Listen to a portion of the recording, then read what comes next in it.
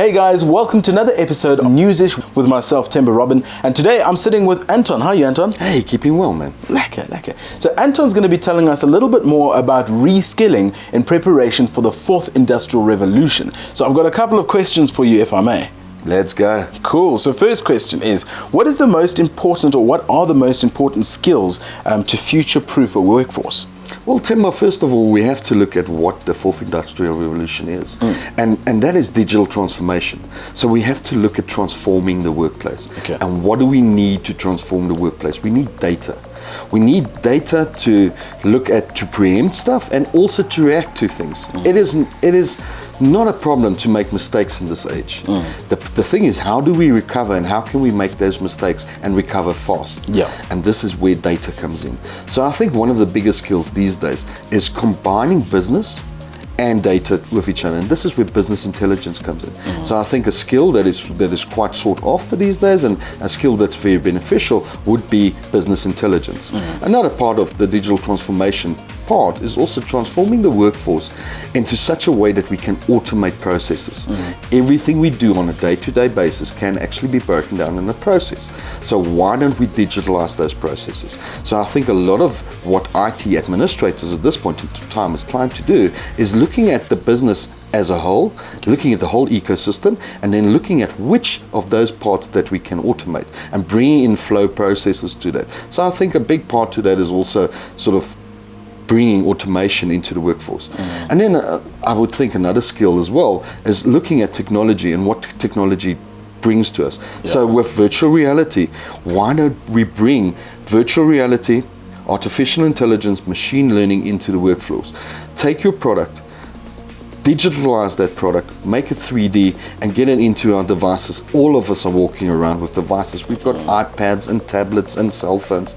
We've got all of these devices. So what we can do is we can take the product, make a model of that product, and then go and showcase it out. Look, the workforce doesn't have a lot to do anymore. We've automated their process. They've got free time. So let's get our salespeople that is bringing in the money into the business. Let's get them to hit the road. Let's make them mobile and take those devices and go and showcase our products to our customers. So I think automation, business intelligence, and also bringing in new technologies, those are the skills that is really needed at this point in time. Oh, and I think I definitely agree with you on that one. So bringing things a little closer to home, as far as South Africa goes, where do you think we are in terms of the skills needed, and how far are we from the ideal situation? Well, it's a difficult question, because what is the ideal? I think things are changing so fast. Do we have the skills? Well, first of all, we need to have a look at which skills do we really need, and a big thing is moving to the cloud, moving to a public data center. And with Microsoft's investment into their Azure data centers here in Joburg and one in Cape Town, I think there's a big movement of taking our traditional IT workforce and putting it into the cloud. So with that cloud technologies, we need trust.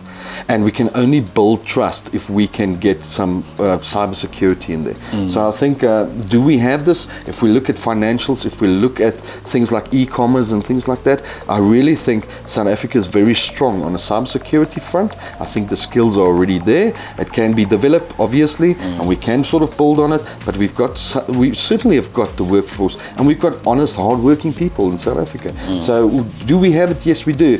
Is there a couple of gaps? I think understanding business and bringing the data to the business, those gaps might be there. I think when we talk about these automating of processes, I think there might still be a couple of gaps there. But it's been a funny year, and things has changed. Yeah.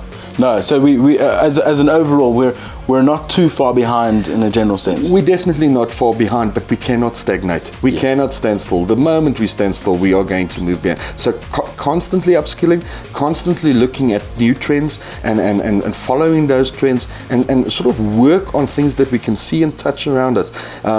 Obviously, if we're going into the cloud, let's think about trust relationships. If we're going to automate processes, let's think about DevOps, and let's keep those skills sort of evolving.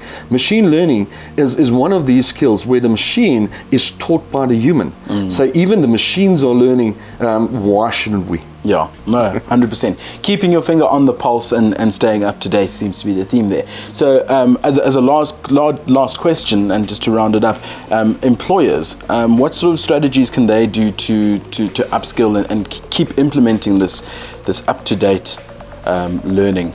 Yeah, so if we look at the IT environment and we're looking at how we interact with computers and systems around us, I think a lot what happened there was that we needed trust and compliance. So people were maybe not that sort of, maybe they were hesitant to go and say, let's go and work from home, let's go and do a mobile workforce, let's make sure that we can see our staff, that they are at the office every day, and that's a traditional sense. But we were forced into this year in a big way. All of a sudden, companies had to just get with the trends, and they had to do it fast. Now, cloud technology is 5-6 years old already in South Africa, and from a perspective where these hyperscaled, really massive data centers with Microsoft and their Azure, if we think Google Cloud, if we think IBM, if we think Amazon Web Services, those skills has been around. So companies should not digitally transform now, they should have already done something that was preemptive. And I think where our successful companies were the companies that already invested in that. So when COVID hit and when we were forced to work from home, they were ready for that. Yeah. I think where people failed and companies might have failed was the readiness.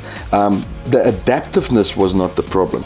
When the moment that we got forced into it, we as human beings adapted to that very quickly. So I think if companies want to go and have a look and sort of get the skills ready, once again, concentrate on data, make sure that we've got the correct data, trustworthy data, and data that has got meaningful value that can take our companies forwards. And investing in that would not be a bad idea. Think about automation once again. Think about processes that we do that we don't need humans in the office to do anymore, that we can just automate those processes. Think about how we secure and what is the well-being of our workforce as well. So put security in place, make sure that we've got trust relationships when we interact on Teams meetings, Zoom meetings, Hangouts. Let's make sure that we are sharing the correct files to the correct people at the right time.